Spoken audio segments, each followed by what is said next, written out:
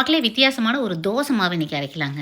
எரித்ரினா வேரிகேட்டா முள்ளு முருங்கை இல்லைன்னா கல்யாண முருங்கை, இங்கிலீஷில் வந்து இந்தியன் கோரல் ட்ரீன்னு பேர். ஆல்ரெடி இதை பற்றி நிறைய ஷார்ட்ஸ் நான் போட்டிருக்கேன். நல்ல டெண்டர் லீவ்ஸாக ஒரு 10-15 எடுத்துக்கிட்டு, நார்மலாக எப்பவும் இட்லி ஊற வைப்போம் இல்லையா, 1 டம்ளர் அரிசிக்கு 1/4 டம்ளர் உளுந்து, இந்த ரேஷியோவில் கொஞ்சம் வெந்தயம் சேர்த்து நல்லா தண்ணி 5-6 டைம் விட்டு கழுவுறதுலேயே வந்து அந்த ஸ்டார்ச் கொஞ்சம் இந்த அவுட்டர் லேயரில் இருக்கிற அரிசியில் இருக்கிற ஸ்டார்ச் எல்லாம் போகும். தண்ணி நல்லா தெளிவாக இருக்கணும். இப்போ வந்து முள்ளு முருங்கை இலை ஒரு 10 இலையும், 1 டேபிள் ஸ்பூன் சீரகம், 1 டேபிள் ஸ்பூன் மிளகு, இந்த 1 டம்ளர் 1/4 டம்ளர் அந்த ரேஷியோக்கு, சரிங்களா? ஆல்ரெடி இங்கே இட்லி மாவு அரைச்சினா சரி, லாஸ்ட்டாக அதே சுற்றுலையே இந்த இலைகளை போட்டு சீரகம் மிளகெல்லாம் போட்டு நல்லா சுற்றிட்டு அரிசி உளுந்து எல்லாம் ஒன்றாவே போட்டுடலாம். கொஞ்சமாக தானே அரைக்கிறதுனால ஒன்றாவே போட்டுட்டு வழக்கம் போல் தாங்க இட்லி மாவு பார்த்துக்கு வந்துன்னு எடுத்துகிட்டு உப்பு போட்டு கறந்து வச்சுட்டு புளிச்சொன்னே இட்லி தோசை பணியாரம் அடை என்ன வேணாலும் ஊற்றிக்கலாம். பெண்களுக்குன்னே பிரத்யேகமான கீரை இது. Stay healthy.